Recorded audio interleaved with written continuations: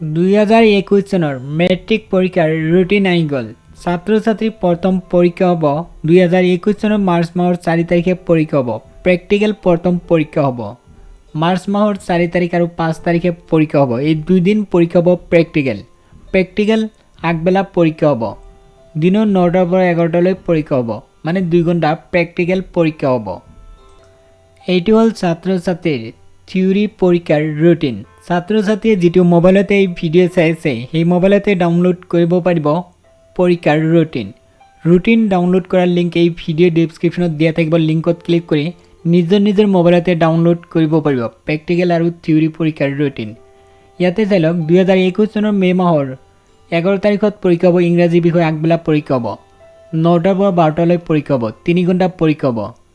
মে' মাহৰ 13 তাৰিখত পৰীক্ষা আছে এছামিজ চিলেক্টিভ, ইয়াতে লিখা আছে। তাৰপিছত মে' মাহৰ 15 তাৰিখে পৰীক্ষা আছে। মে' মাহৰ 17 তাৰিখে পৰীক্ষা আছে জেনেৰেল মেথমেটিক্স, সাধাৰণ গণিত পৰীক্ষা আছে আগবেলা। মে' মাহৰ 18 তাৰিখে পিছবেলা পৰীক্ষা আছে। মিউজিক ডান্স এইবিলাকৰ পৰীক্ষা আছে। উইভিং এণ্ড টেক্সটাইল ডিজাইনিং এইবিলাক পৰীক্ষা আছে।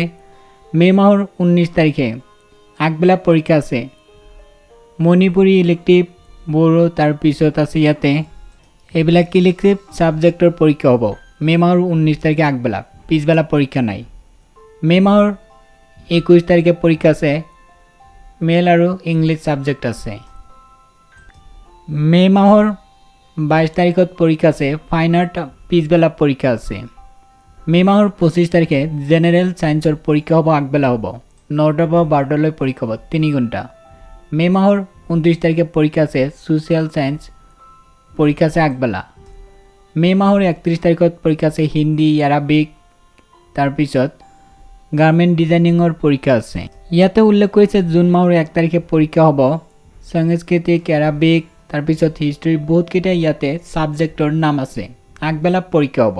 এতিয়া কাম কৰক, এই ভিডিঅ' ডেছক্ৰিপশ্যনত লিংক পাব। লিংকত ক্লিক কৰি নিজৰ মোবাইলতে ডাউনলোড কৰিব পাৰিব এডমিট কাৰ্ড। এইটো হ'ল ৰুটিন, থিয়ৰী পৰীক্ষাৰ ৰুটিন, আৰু এইটো হ'ল প্ৰেক্টিকেল পৰীক্ষাৰ ৰুটিন। ভিডিঅ' ডেছক্ৰিপশ্যনত লিংক দিছোঁ, লিংকত ক্লিক কৰি এতিয়াই নিজৰ মোবাইলতে ডাউনলোড কৰক পৰীক্ষাৰ ৰুটিন।